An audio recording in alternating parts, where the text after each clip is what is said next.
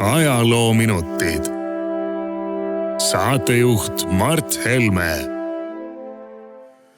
Tänastes ajaloominutides tahan rääkida ühest raamatust. Oleme varem ka mõnedest raamatutest rääkinud, aga seekord sattus see raamat mulle pihku ühel sellisel jõude oleval õhtupoolikul ja raamat oli minu valduses tegelikult juba ammu ja võtsin ja hakkasin lugema ja ei saanud enam käest ära panna.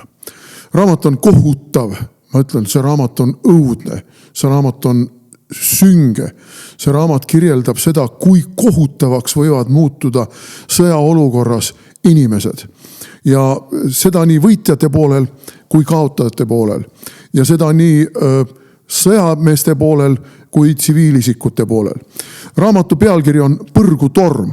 Natsi-Saksamaa hukk 1944-1947. Raamatu autor on Ameerika ajaloolane Thomas Goodrich. Näitan ka seda raamatut teile. Ja raamat on Eestis välja andnud Eesti Leegioni sõprade klubi. Ja ma ei imesta, et selle raamatu väljaandjad on just nimelt Eesti Leegioni sõprade klubi aktivistid, sest see on täiesti teistsugune ajaloo käsitlus Natsi-Saksamaa hukust kui see, mida me siiani oleme nagu harjunud omaks võtma. Nimelt kusagil selles raamatus ei eitata Hitleri ja tema kaastööliste, tema kaaslaste ja natside kuritegusid kui niisugusi.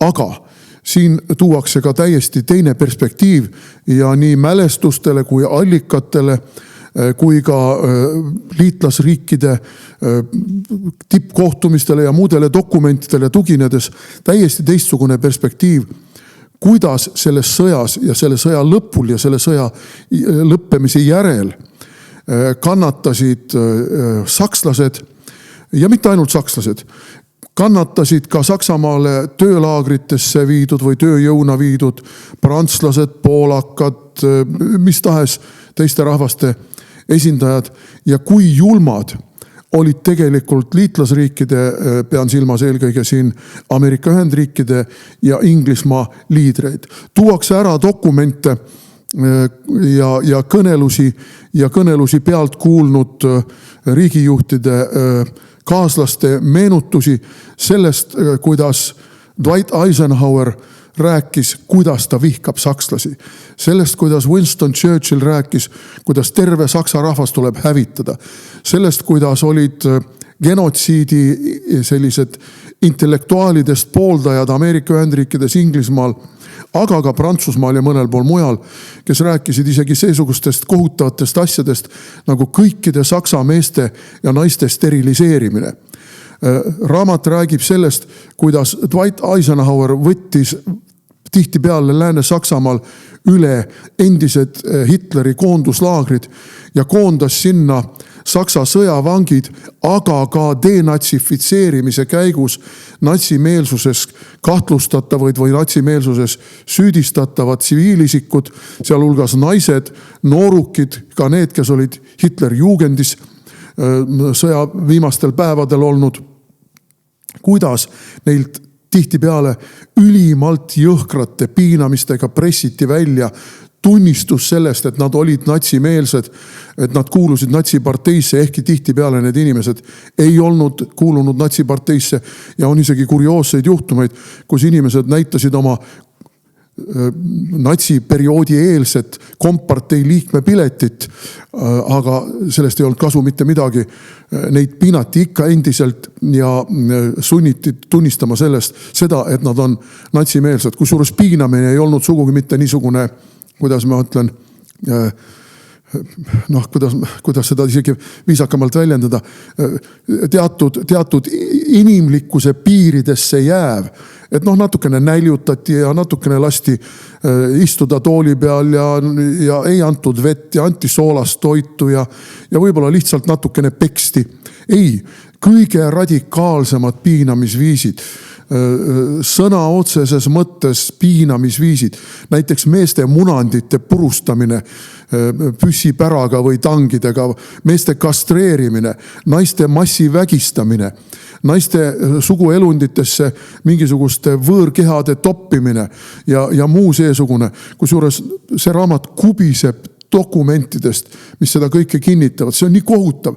Me oleme nii harjunud sellega, et oli demokraatlik lääs, kes mitte midagi taolist ei teinud. Ei olnud seesugust demokraatlikku läänt.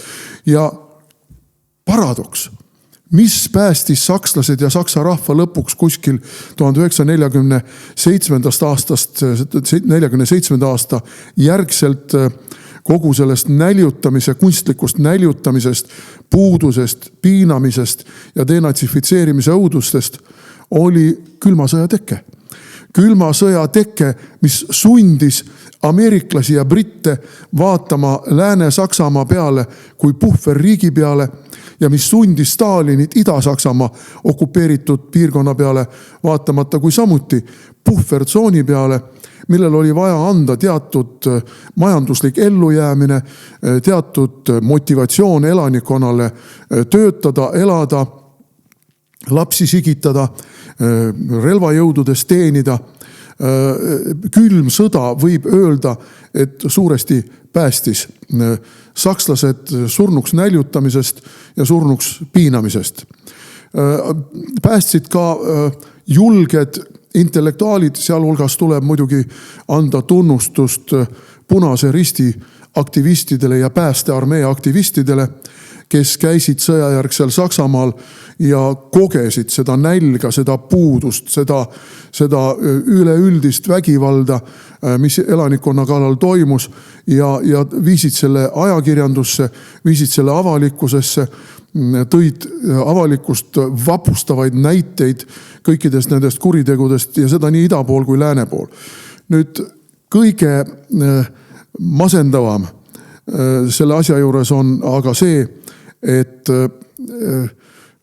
kui me tänapäeval räägime Saksamaast kui NATO liikmesriigist ja Saksamaa niisugusest majandusimest teise maailmasõja järel ja Saksamaast kui demokraatlikust riigist ja näeme isegi seda, kuidas Saksamaal tähistatakse nii-öelda seda nõukogudeaegset võidupüha ja räägitakse sellest, kuidas Punaarmee päästis Saksamaa natsismist, siis nagu täiesti vaikitakse kõik need massilised kuriteod maha. Ma mõtlesin, et ma loeksin sellest raamatust mõned värvikad ja kohutavad lõigud ette, aga siis ma mõtlesin, et ma ei loe, sest nad on nii kohutavad. Raamat algab sellega, kuidas Ida-Preisimaal 1944. aastal üks küla magab rahulikult ja on üldiselt üsna veendunud, et Punaarmee ju ometigi Saksamaa pinnale ei astu, et Wehrmacht on siiski nii võimas, et vähemalt Saksamaad suudab ta kaitsta, kui ta enam ei pea kaitsma seda mitme tuhande kilomeetrist idarinnet ja mitme tuhande kilomeetrist või sadadesse kilomeetritesse ulatuvat läänerinnet, et Saksamaa pinda suudetakse ikka kaitsta. Ja siis teeb Punaarmee jaanuaris 1944 läbimurde ja tungib sinna samasse rahulikult magavatesse küladesse ja see, mis juhtuma hakkab, on kohutav. Kõik tapetakse, enne seda naised, alates isegi kõige nooremad, 8-9-aastased tüdrukud, kuni 80 aastast vanuste naisteni vägistatakse, kes vastu hakkab, lastakse maha, vägistatakse isegi laipu. Teate, ja see raamat kubiseb niisugustest mälestustest. See, kuidas kirjeldatakse seda, kui julmalt ja jõhkralt hävitati Dresden, üks maailma kultuuripärle, arhitektuuripärle. See, kuidas oma kodudest küüditati ära 11 miljonit sakslast, kes arvasid, et kui nad Tšehhi põrgust pääsevad, kui nad kuskilt Sileesiast suudavad üle Oderi ja Naisse jõe jõuda lääneriikide okupatsioonitsooni, siis on nad pääsenud. Mitte midagi taolist. Need inimesed koondati koonduslaagritesse. Need inimesed allutati näljaportsjonile. Need inimesed sunniti tegema sunnitööd. 2 viilu leiba, hommikuks 1 viil ja õhtuks 1 viil ja lõunaks mingisugune lahja supi löga. See oli see humaanne demokraatlik lääs, kuidas ta kohtles sakslasi, kuidas Ilja Ehrenburg, keda nõukogude perioodil ju tohutult kiideti kui suurepärast publitsisti, režissööri, missugusi verdnõudvaid loosungeid, lendlehti ta kirjutas ja saatis rindele nõukogude armee lihtsõdureid julgustades: tapke kõik sakslased, vägistage kõik naised. See on õõvastav.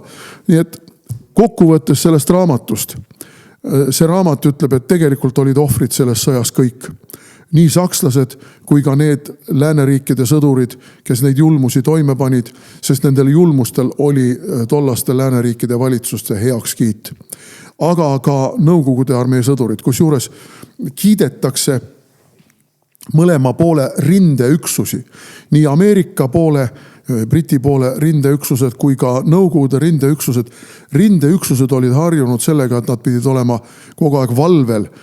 Nad ei teadnud, kas viimased vastupanukolded on juba likvideeritud või on äkitselt veel kuskilt varemetest avatakse tuli või. Need ei tegelenud vägistamisega, isegi röövimisega tegelesid suhteliselt vähe. Aga need, kes järele tulid, tagalaüksused, varustusüksused, need olid need kõige hullemad. Ja mida ei suudetud röövida, see peksti lihtsalt puruks. Ja röövimise patust ei olnud puhtad ka lääneriikide sõjaväelased. Röövisid täpselt samamoodi.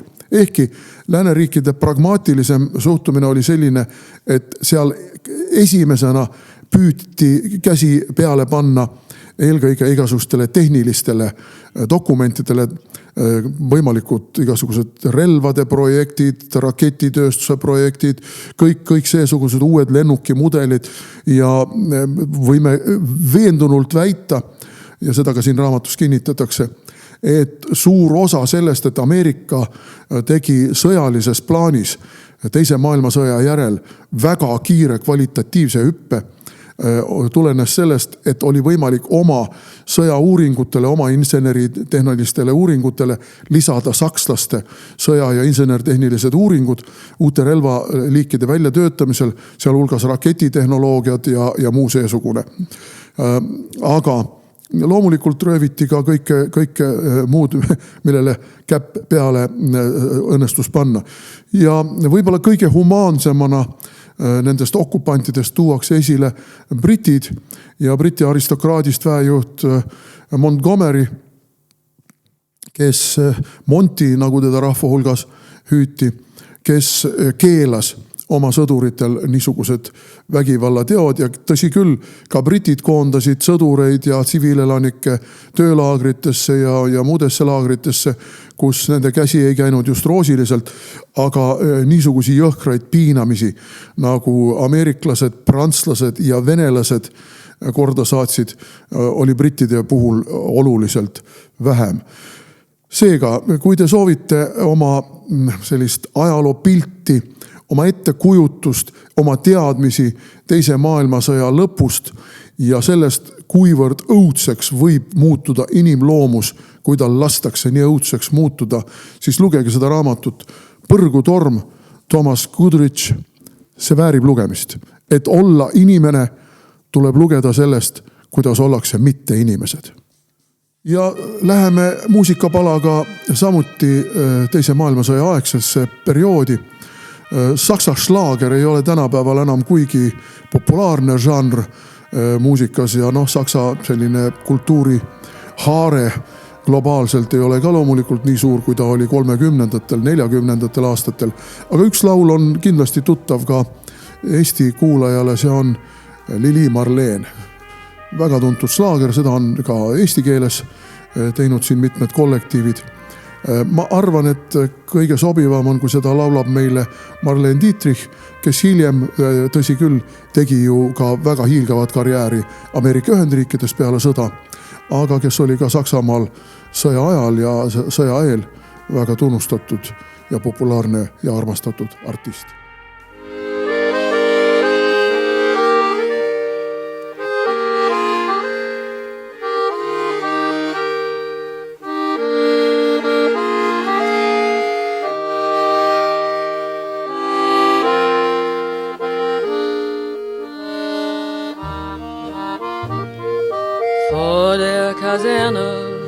Vor dem großen Tor steht eine Laterne und steht sie noch davor.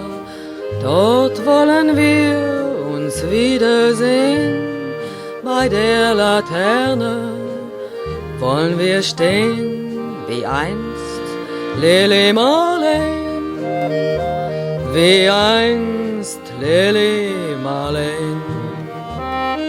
Unsere beiden Schatten sahen wie einer aus, dass wir lieb uns hatten, das sah man gleich daraus. Und alle Leute sollen es sehen, wenn wir bei der Laterne stehen, wie einst Lili Marleen, wie einst Lili Marleen.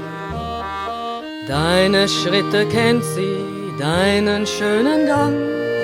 Alle Abend brennt sie, doch mich vergaß sie lang. Und sollte mir ein Leid geschehen, wer wird bei der Laterne stehen?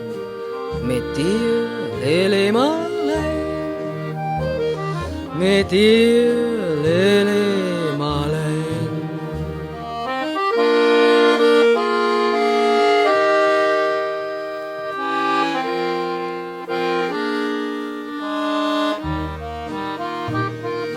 Aus dem stillen Raume, aus der Erde Grund, hebt sich wie im Traume dein verliebter Mund. Wenn sich die späten Nebel drehen, wer wird bei der Laterne stehen? Mit dir, Lili Marleen, mit dir, Lili Marleen. Wenn sich die späten Nebel drehen, wer wird bei der Laterne stehen? Mit dir, Lili Marleen, mit dir.